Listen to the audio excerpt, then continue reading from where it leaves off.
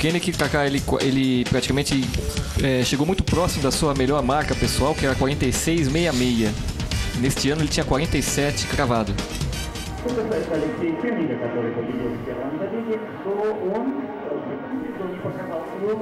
E a partir daí, Kaká, é algo que vai começar a acontecer principalmente de junho, julho em diante.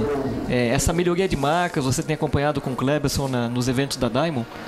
Quanto mais próximo vai chegando o evento principal do ano, que são os Jogos Olímpicos, maior a possibilidade de melhoria de marcas. Nós tivemos há pouco tempo, algumas semanas, o Rudisha no 800 também, né? Estabelecendo a melhor marca do ano, assim como vários atletas nos eventos que você fez com o Cleberson. A Rudisha não perde por nada a prova dele. Não tem como ele perder. Esse ano, mais uma vez, será o ano dele. É um dos grandes corredores que a gente tem hoje em dia, né? Ele que é recordista mundial com 1:41,01 na prova dos 800. E ele é tão veloz, Kaká, que ele está convocado também para fazer parte do revezamento 4x400. O revezamento 4x400 geralmente prioriza corredores de 400, como nós vimos aí agora nas imagens do 400 masculino. Mas no caso dele é uma exceção. É como na década de 80, quando o Joaquim Cruz compunha o revezamento do Brasil por ser muito veloz e ter uma marca fantástica nos 800 metros. Muito bem. Eu estou competindo aqui com o BG, que é impressionante como está alto. Olha, o Rudisha... O Rudisha, ele é recordista mundial, 1:41,01, e ganhou o mundial de Daegu com 1:43,91. A prova dos 800, inclusive, nós teremos dois atletas, o Fabiano Peçanha e o Diomar Noêmio.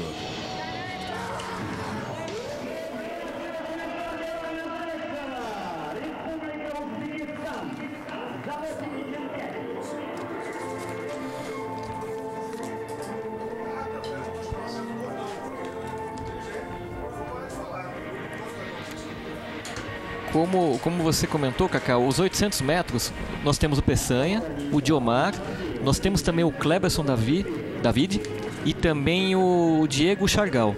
Até o final até o início do mês de julho, no dia 1º de julho exatamente, encerra-se o prazo para obtenção de índice. Então, hoje, o Fabiano e o Cleberson estão... praticamente com a possibilidade de ir a Londres. Mas o Diomar e o Diego, eles têm o índice B. Caso eles façam o índice A, eles entram na briga também. Então nós temos praticamente 4 pré-convocados para os Jogos.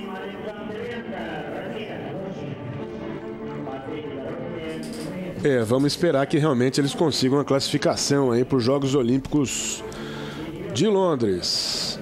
Bom, agora a gente vai para a final A. Olha o detalhe, hein? Que bacana você vendo aqui os pregos, né, da sapatilha e os atletas posicionados, alguns ali em fase final de meditação, concentração, rezando um pouquinho. E vamos nós aqui para mais uma final. E ali também todo o aparato eletrônico para ver se alguém queima a largada, para ver tempo de reação. A prova de 400 metros é uma prova que não é tão necessário o tempo de reação. Até cogitou-se no início da carreira que o Bolt seria um excelente corredor de 400 metros, não de 100 metros, tanto 200 ou até mesmo 400 no futuro. E depois percebeu-se que, mesmo ele não tendo um tempo de reação tão bom, ele acabou priorizando as provas de 100 metros. Muito bem, olha o detalhe do Tao ali, né? O símbolo Yin Yang. E vamos aqui então para o tiro de largada. Atenção.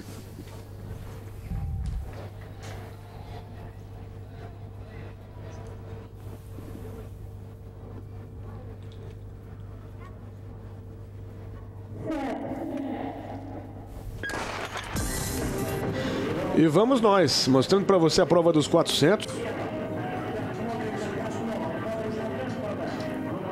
Prova dos 400A. Aí vem eles aqui. Vamos acompanhar então essa prova que, eu repito, tem o David Rudisha como grande recordista mundial e atual campeão mundial. Prova que já foi a prova de Alberto Juan-Torena, Sebastian Coe e grandes atletas do mundo. E do nosso Joaquim Cruz, que a gente não pode esquecer, né? Ele que brilhou em Los Angeles em 1994. Olha o momento da chegada aqui. Na passagem Donald Sanford. Vem junto com ele o Vladimir Krasnov. Se o Vladimir Krasnov venceu, foi na passagem final, ali no sprint final, hein? Porque o Donald Sanford estava na primeira posição. O Donald Sanford estava na primeira posição e acabou perdendo aí, ó, no momento da chegada. Olha só, eles passam em primeiro e o russo leva essa prova, Kleber. Exatamente, projetou o tronco à frente. O Sanford ainda deu uma olhada, mas não deu para ele. Eram os dois favoritos da série. O Donald Sanford tinha 45,76 esse ano e o Vladimir Krasnov 45,68. Exatamente na imagem que você comentou. Todos esses nomes que você citou, o Cruz, Juan-Torena e o Rudisha, todos eles tiveram uma experiência muito boa no 400 metros. Hoje em dia, o corredor de 800, ele tem muita característica dos atletas que estão participando agora, que são os corredores de 400 metros. A prova do 800 tem se tornado cada vez mais veloz. E com isso, muitos atletas que são do 400 acabam migrando muitas vezes para os 800 metros. Deixou todo mundo completamente morto aqui, né? É a prova que você não vê ninguém comemorando muito no final. Com exceção do Michael Johnson, que ganhava praticamente com uma ampla vantagem em relação aos outros. É a prova que dá aquele desconforto, principalmente pelo acúmulo de ácido lático. Você nunca, não digo nunca, mas na maioria das vezes você não vai ver uma comemoração tão elaborada como numa prova de 100 metros, por exemplo. É porque não dá, né? O cara termina tão arrebentado que ele não tem nem realmente como comemorar, porque ele está exausto, está completamente morto, exausto, e aí acaba não tendo como prosseguir ali para a comemoração.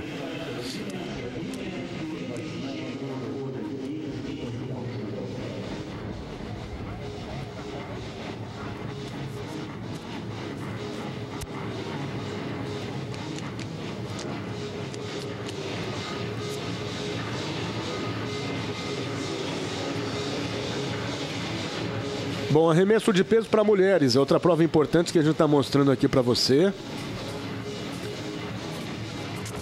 Vamos acompanhar mais uma competidora. Essa prova tem como recordista mundial a Natalia Lizovskaya.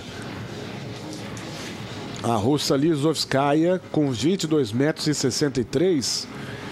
Mas isso vem de longe, isso vem de Moscou em 1987. Olha há quanto tempo a gente não tem a quebra do recorde feminino do arremesso de peso. E quem venceu em Daegu foi a neozelandesa Valerie Adams, 21 e 24, Kleber. Exato, Kaká. E mais antigo ainda é a técnica do arremesso de peso. A técnica com giro que nós vimos agora, a atleta da Rússia executar, é uma atleta chamada como Baryshnikov. Até pelo próprio russo que desenvolveu essa técnica. Há duas técnicas, o deslocamento de costas e o giro. Ambas são técnicas boas. Você não pode dizer que o giro ele acaba... É quase um balé, é isso que você quer dizer? Exatamente. Tá aí um detalhe curioso que eu confesso que eu não conhecia. E o giro que ela faz é justamente para fazer com que o peso adquira maior velocidade. Qual que é a grande sacada do peso? Você fazer o implemento, no caso aí um implemento de 4 kg, ganhar velocidade. Quanto maior a velocidade ele ganha, maior a possibilidade de um arremesso melhor. E no giro você consegue fazer o implemento se deslocar durante um tempo maior do que o deslocamento de costas. Quer dizer, você transfere essa força no giro em velocidade para a rotação e a soltura do implemento, não é isso? Exatamente. O problema é que no giro, você ganha mais velocidade, mas você chega na posição final num desequilíbrio maior, comparado ao deslocamento de costas. Quem geralmente opta pelo arremesso com giro? Os atletas mais altos. Porque como o local, a área de... Resultados finais do lançamento de dardo. Tá aqui, ó. É masculino, prova masculina. Lançamento de dardo. E agora a gente vai ter daqui a pouco o lançamento de martelo para mulheres. As atletas que estão posicionadas ali dentro da gaiola, a gente vai mostrar também. 400 metros, prova final. A prova masculina que a gente vai mostrar agora para você. Tá aqui o Kolesnichenko, que vai se posicionando para a prova que vai começar já já. Vyacheslav Kolesnichenko. Anthony Adams vai na raid número 3. Guliev, Ramil Guliev, na raia 3. Há de se destacar o seguinte, né? Nós tivemos 2 semifinais mostradas agora há pouco. E agora a gente vai para a final, quer dizer, eles já juntaram os resultados, já colocam os atletas na pista. E vamos que vamos para a final dessa prova.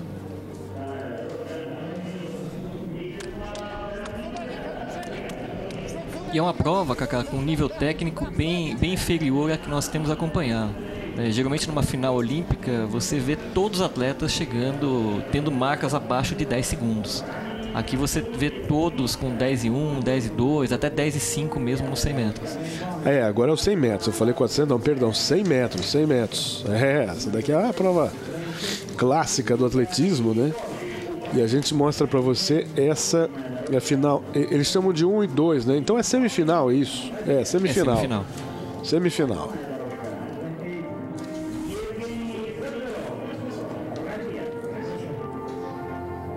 É bacana que lá em cima você tem um prédio com arquitetura grega e colunas gregas, né, que são muito características da arquitetura grega.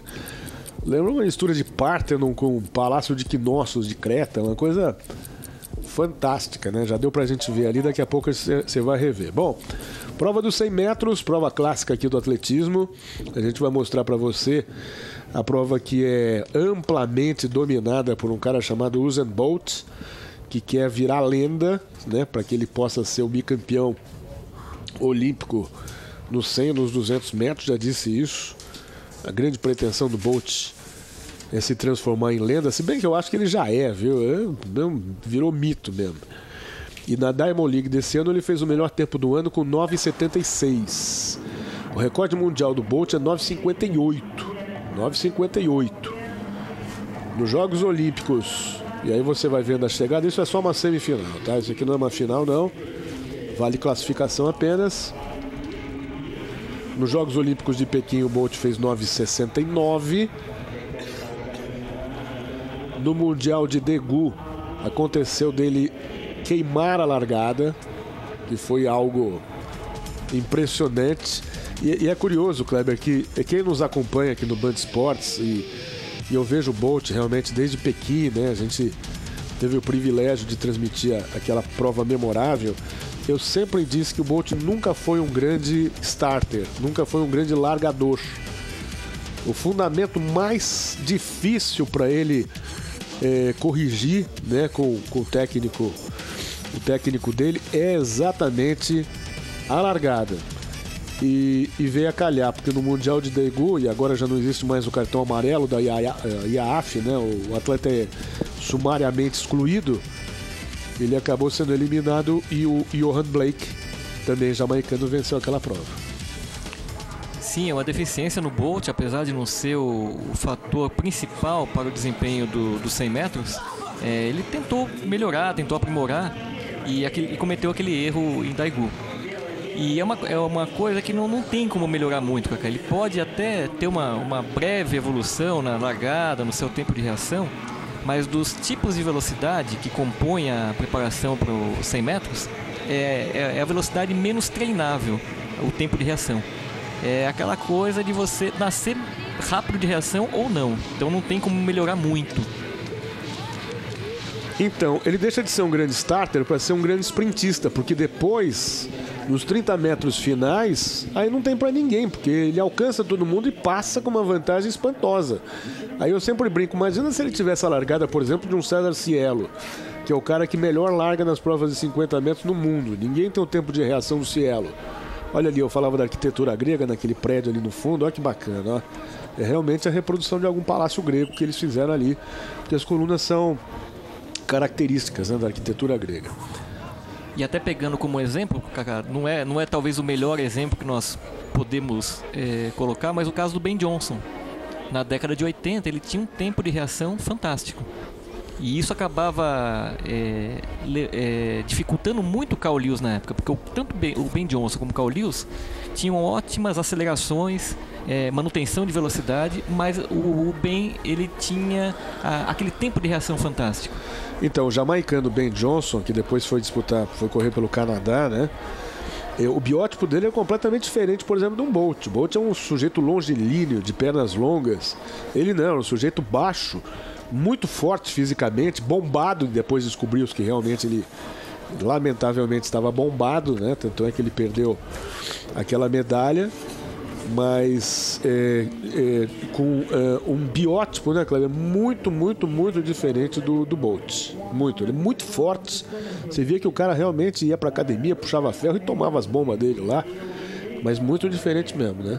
Exatamente, ele perdeu a medalha, perdeu a credibilidade, perdeu vários milhões de dólares. Naquele ano, eu não me lembro agora, acho que por volta de 2 milhões de dólares que ele perdeu em patrocínio. Que coisa, Tanto hein? é que para tentar ainda diminuir esse prejuízo, ele vendeu a história para um jornal alemão. Tanto é que na época da pós-perda de medalha, ele se negou a dar qualquer entrevista. Porque ele vendeu essa entrevista, entre aspas, para o jornal alemão. Agora, outro que acaba voltando esse ano é o Justin Gatlin, dos Estados Unidos. O Justin Gatlin que grande Fontinelli. Ricardo Fontinelli de volta aqui ao nosso convívio, ao nosso contato. Seja bem-vindo. Muita saúde para o nosso Fonte. O Justin Gatlin, ele também foi banido, né, nos Jogos de Atenas em 2004, depois de conquistar, e pegou uma pena de 8 anos. 8 anos. Depois os advogados trabalharam pra caramba, reduziram para 4. Mas está voltando agora e deve disputar os Jogos de Londres. Não é isso? Exatamente. Hoje você tem uma verdadeira indústria jurídica por trás desses atletas. Já há toda uma preparação, já há toda uma equipe formada para que no momento que ele é pego no doping, já se comece a ver a melhor estratégia para a liberação. Infelizmente. Segunda semifinal dos 100 metros, hein? Isso não é prova final, repita, apenas semifinal. Vamos acompanhando o momento aqui da chegada, a raia de número 3, Alexander Brednev. Alexander Brednev termina aqui em primeiro. Ô Kleber, até quando que a gente vai ter apenas um corredor branco fazendo a marca abaixo dos 10 segundos? E eu estou citando o caso aqui do Christophe Lemaitre, do francês, que também estará em Londres. O único representante ariano de uma marca abaixo dos 10 segundos, caucasiano, né, vamos chamá-lo assim, a correr abaixo dos 10 segundos. É difícil mesmo, até pela composição de fibras. Os atletas negros, eles têm uma composição de fibras mais rápidas, por natureza. Você tinha comentado há pouco a questão do biotipo do Ben Johnson. O Ben Johnson é aquele cara troncudo, até meio baixo em relação aos outros atletas, que era mais ou menos até fora do padrão da época, para baixo. A média de estatura entre os velocistas é 1,82 m, 1,85 m. O Bolt ele acabou até contrariando essa lógica. O Bolt tem acima de 1,90 m, 1,93 m, 1,97 m, se eu não me engano. Então ele consegue aliar uma boa frequência de passada com uma amplitude maior. E aí torna-se praticamente imbatível. Você tem um tempo de apoio, uma passada em termos de frequência rápida em relação aos outros e uma amplitude maior. Então fica muito difícil superar o caso do Bolt mesmo. O Bolt, 4 anos mais velho, você acha que essa marca de 9,58 que ele fez em Berlim em 2009, ele consegue quebrar esse ano nos Jogos de Londres? Pelo menos a expectativa dele era a quebra de recorde. Ele tem anunciado isso, que ele tem como objetivo a quebra do recorde mundial, se possível em Londres. Ele veio de uma lesão e é como você falou, ele tem 4 anos a mais nas costas. Teoricamente, essa seria a última grande edição de jogos para ele. Ele até comenta de vir ao Brasil, mas vem num outro estágio, vem mais para encerrar a carreira, possivelmente. Ou não tem a mesma responsabilidade, a mesma cobrança que vai ter agora. Pois é, porque eu lembro que tão logo terminaram os Jogos de Pequim, alguns estudiosos disseram que se ele não tivesse desacelerado como ele desacelerou, e na marca em Pequim ele fez o tempo de 9,69, ele teria conseguido 14 centésimos de segundo menos. Ou seja, naquela época, em Pequim, 4 anos atrás, ele chegaria à espantosa marca de 9,55. 9,55. Aí não tem como competir com o cara desse, pô. Exato, ele já tem comentado isso. Que o objetivo dele é correr abaixo de 9,55 mesmo. É só ele não desacelerar que ele consegue. É só desacelerar. Essa desaceleração no final da prova, ela é comum. Acontece uma perda de velocidade. Só que ali, como nós vimos nas imagens da época, mesmo hoje, ficou uma imagem marcante, né? Ele chegando, abrindo os braços e batendo no peito. Então realmente tinha muito mais ali de sobra. Um rápido intervalo, voltamos daqui a pouquinho à Rússia, mostrando para você esse meet importante nesse domingão de sol em São Paulo, sol na Rússia, a gente volta já. Band Esportes, muito além do esporte.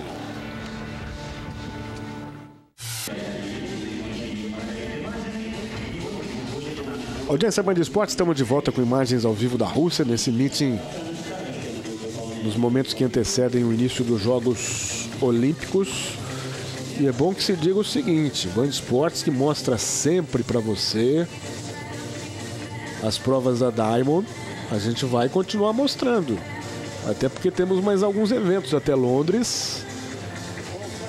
Claro que estaremos mostrando tudo para você, hein? Enquanto tiver Diamond League aqui, antes do início dos Jogos Olímpicos, você certamente terá nossa companhia e a gente vai estar mostrando tudo, porque é muito importante que a gente mostre a Diamond,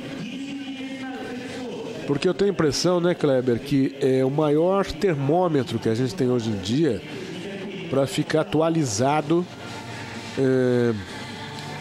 com o que pode acontecer. Você dizia da explosão do atleta, o atleta tem que explodir realmente fechando o ciclo olímpico, que é dentro da Olimpíada.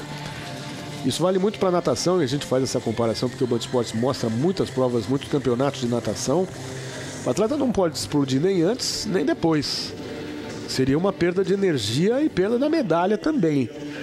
Então esse trabalho tem que ser muito bem desenvolvido por ele, por toda a equipe dele, né? Hoje em dia não tem só técnico, mas tem nutricionista, psicólogo, uma série de outras pessoas que trabalham aí no casting, né? Mas para facilitar a vida de todos. Então é o seguinte, quer ver, ó? Antes dos Jogos, nós teremos no próximo dia 6 de julho a Diamond em Paris. Nos dias 13 e 14, etapa de Londres. E o Band Esportes vai mostrar também. No dia 20 de julho, Mônaco. Ou seja, serão 3 etapas. E aí sim, no dia 27 de julho, começam os Jogos Olímpicos. E aí realmente é como se fosse uma eliminatória antes dos jogos. É aí que você consegue medir exatamente quem está nas melhores condições, porque você junta os melhores, você une realmente aqueles com chance de medalhas numa data muito próxima à edição. E o legal, Kaká, por exemplo, esse evento que nós estamos acompanhando, os Euromeeting que vão acontecer agora, ele serve como seletivo, ele serve como preparação, mas não tem ainda o peso da Diamond. A Diamond praticamente uma mini Jogos Olímpicos, seriam mini Jogos Olímpicos. É por isso que nesse instante tem duas siglas que são muito importantes, que é o PB e o SB.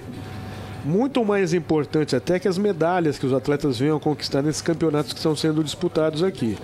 Porque se o atleta registra o PB, em inglês significa Personal Best, ou melhor marca pessoal, ou o SB, que é o Season Best, que é a melhor marca da temporada, isso é o que importa nesse instante. Porque a gente vê exatamente aquela curva de desempenho, né, numa crescente que tende a explodir exatamente dentro dos Jogos Olímpicos, não é isso, Cleber? E o importante é que ele, de preferência, faça o seu PB, o seu Personal Best, junto com o SB, que é o Season Best. Porque aí mostra que ele fez a sua melhor marca da vida exatamente naquele ponto.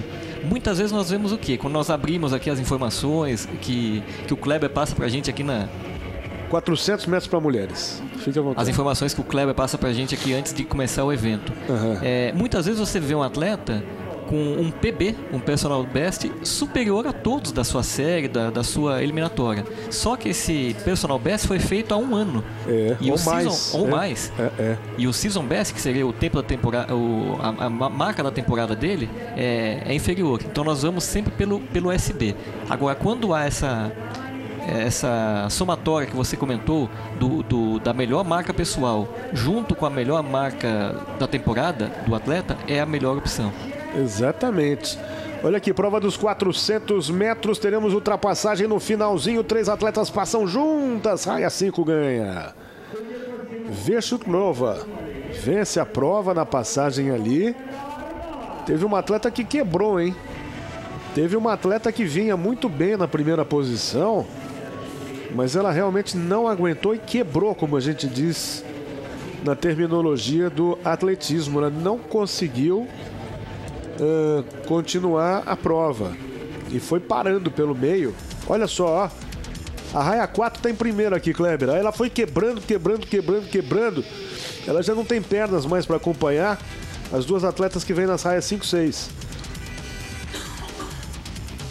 E é uma imagem muito comum na prova do 400. O 400 tem aquela quebra de velocidade, aquela perda de ritmo muito acentuada.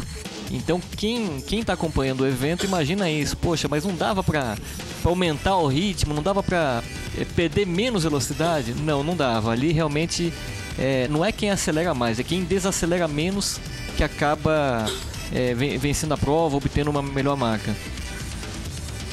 É uma desaceleração combinada com grande acúmulo de ácido lático. Como nós vimos no 200, acontece a desaceleração, mas não com uma quantidade elevada de ácido lático como nós vemos aí. Você vê, é sempre aquela imagem, a pessoa abaixada, a pessoa se sentindo mal, não é algo agradável de se ver a prova do 400 metros no final.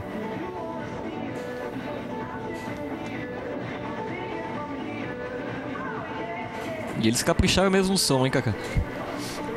Tá bacana, tá bacana.